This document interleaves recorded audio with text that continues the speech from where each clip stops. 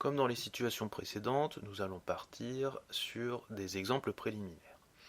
Examinons en premier lieu l'équation 2x égale 14.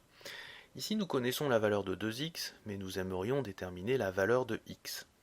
Pour déterminer la valeur de x lorsque l'on connaît 2x, eh bien, il suffit de diviser par 2. Donc ce que nous allons faire sur cette équation, eh bien, c'est que nous allons diviser par 2 des deux côtés de cette équation. Donc ça va nous donner 2x sur 2 est égal à 14 sur 2. Alors cette opération est réversible. Pour passer de là à là, je divise par 2, mais si je veux revenir en arrière, eh bien je n'ai qu'à tout remultiplier par 2 et je retrouverai ceci. Donc il y a équivalence entre ces deux équations. Maintenant, vous prenez un nombre x, vous le multipliez par 2 et vous le divisez par 2, et bien vous tombez sur le nombre x. Donc ça vous donne x est égal à 14 sur 2. Et 14 sur 2, c'est-à-dire 14 divisé par 2, eh bien vous le savez, ça fait 7. X est égal à 7. Et nous venons de résoudre cette équation à l'aide de manipulations algébriques élémentaires. On va faire la même chose avec cette équation, y sur 3 est égal à 2, c'est-à-dire y divisé par 3 est égal à 2. Alors ici, nous connaissons la valeur de y divisé par 3, mais nous sommes à la recherche de la valeur de y. Et bien ce que nous allons faire ici, c'est que nous allons multiplier cette quantité par 3, puisque si vous avez une quantité y que vous avez divisée par 3, si vous voulez retrouver le y, eh bien il suffit de la multiplier par 3. Donc on va faire l'opération suivante, on va multiplier des deux côtés de l'équation par 3. 3 fois y sur 3 est égal à 3 fois 2. Alors, pour passer de là à là, nous avons multiplié par 3, mais si on veut revenir en arrière, eh bien on peut diviser par 3. Il y a donc équivalence entre ces deux équations. Maintenant, vous prenez un nombre y, vous le divisez par 3 et vous le remultipliez par 3, et bien vous tombez sur y. Donc ceci, c'est aussi y est égal à 3 fois 2. Et 3 fois 2, bien vous le savez, ça fait 6. Y est égal à 6. Et nous venons de résoudre cette équation à l'aide de manipulations algébriques élémentaires. Maintenant, observons ce qui se passe lorsqu'on essaye de se passer de la première étape de résolution de ces équations. Commençons par masquer la première étape de résolution de notre première équation et comparons ces deux équations.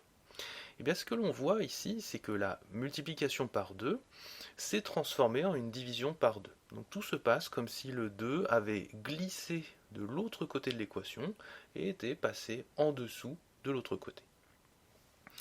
Maintenant, regardons ce qui se passe avec la seconde équation. On va masquer la première étape et on va regarder comment se comporte le 3. Le 3 va passer de l'autre côté de l'équation.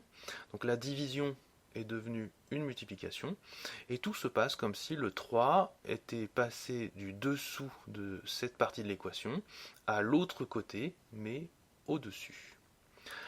Là encore, ces deux observations sont en fait des cas particuliers de deux règles générales que nous allons édicter. Notre règle dit la chose suivante. Si on se donne A et B de réels, avec A non nul, et que X est notre inconnu réel.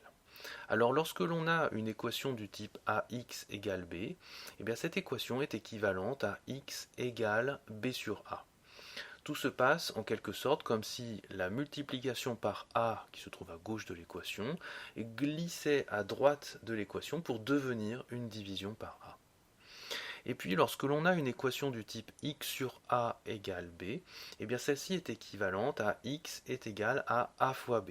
Et là, tout se passe comme si la division par a qui se trouve à gauche de l'équation glissait de l'autre côté de l'équation pour devenir une multiplication par a. Les démonstrations de ces règles suivent la même démarche que nous avons effectuée pour les exemples préliminaires, à savoir lorsque l'on a l'équation ax est égal à b, eh bien nous divisons des deux côtés de cette équation par la quantité a. Donc ceci est équivalent à ax sur a est égal à b sur a. Maintenant, lorsque vous avez une quantité x, que vous la multipliez par a et que vous la divisez par a, eh bien vous retombez sur la quantité x. Donc ceci était aussi équivalent à x égale b sur a. Et donc nous venons de démontrer que AX égale B est équivalent à X est égal à B sur A. De la même manière, si on part de l'équation X sur A égale B, alors en multipliant des deux côtés de cette équation par la quantité A, nous tombons sur AX sur A est égal à AB. Et maintenant, si vous avez une quantité X, que vous la divisez par A et que vous la remultipliez par A, eh bien vous retombez sur la quantité X. Donc ça, c'est aussi équivalent à X est égal à AB. Et on vient de démontrer que X sur A égale B est équivalent à X égale AB. Pour terminer cette parenthèse formelle, notez que dans notre énoncé, nous avons imposé que la quantité A soit non nulle.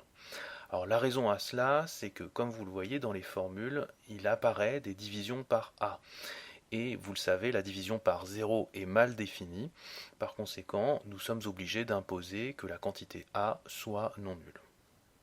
Voici deux exemples sur lesquels nous allons appliquer ces règles. Et là encore, je vous invite à mettre la vidéo sur pause, à aller chercher par vous-même avant d'en visionner le corrigé.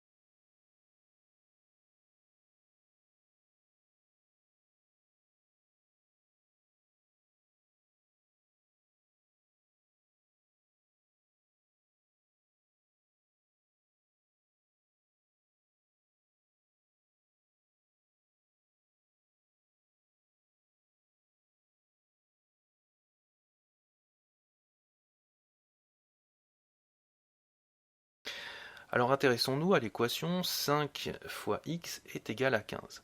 Alors nous avons vu que la multiplication par 5 pouvait être glissée de l'autre côté de l'équation pour devenir une division. Donc ceci c'est équivalent à x est égal à 15 divisé par 5. Et maintenant si vous faites le calcul de 15 divisé par 5, eh bien, vous allez trouver 3. Donc x est égal à 3. Et on vient de résoudre cette équation à l'aide de manipulations algébriques élémentaires. Alors faisons la même chose avec cette équation. Ici nous avons une division par 8, donc on va faire passer cette division par 8 de l'autre côté de l'équation qui va devenir une multiplication par 8. Donc ça va nous donner y est égal à 3 fois 8. Et comme vous le savez, 3 fois 8 fait 24, donc y est égal à 24. Et là encore, on vient de résoudre cette équation à l'aide de manipulations algébriques élémentaires.